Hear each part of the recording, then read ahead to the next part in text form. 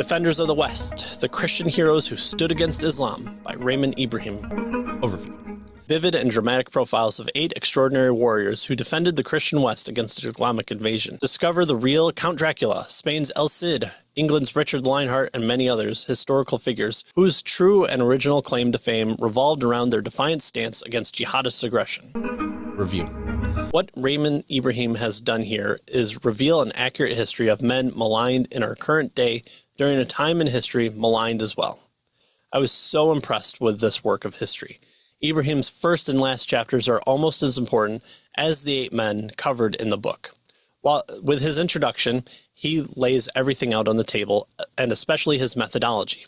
He is using primary sources where at all possible. He's using secondary sources at the time when needed. He's using modern interpretations only when necessary, and he's using primary sources of the same event on the other side of the conflicts to bolster his claims.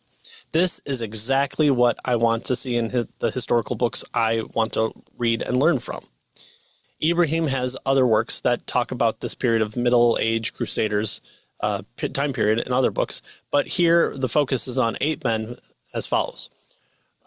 Rodrigo Diaz de Vivar, the Cid, King Richard the Lionheart, Ferdinand III of Spain, Louis IX of France, John Hunyadi, Gregory Castroni, Scanberg, and Vlad III of Romania, aka Dracula the Impaler. Using these men, Ibrahim shows that the Crusades were not the conquering colonialism against poor people.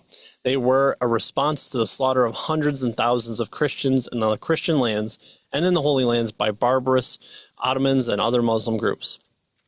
The first thing that Ibrahim makes clear is just how bloodthirsty and horrific the Muslim rulers and warriors were. I will leave the book to go into the details, but this was eye-opening information that is either not discussed or hidden from most discussions.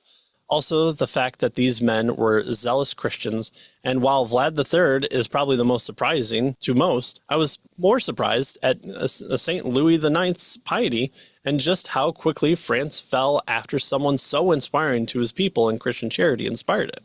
Another point that stands out is how honorable and battle-tested these men were. Another amazing story is Scanderbeg, who was a janissary. I know in college I learned about this, and what was taught was not what janissaries actually were. Again, the stories of all these men were amazing to learn about. These aren't sickly kings looking upon the battlefield from afar. They're leading the charge and coming up with strategies which instill fear in their enemies. Finally, the fact that their Christian worldview informs their decisions and in how they act after battle. Wherein their enemies would do unspeakable things to Christians they ruled over, these men would rule with Christian outlooks, and freedom and liberties were afforded to civilians and foes alike. Ibrahim's final chapter really solidifies the point of what this history tells us. What it says about the men who have been slandered, the time period that has been whitewashed, and the outcomes that are still affecting us today, but have been hidden in the name of other lies. If you're into modern politics and want to read the first and last chapters, you will get a great primer in why the book was written and why it's needed.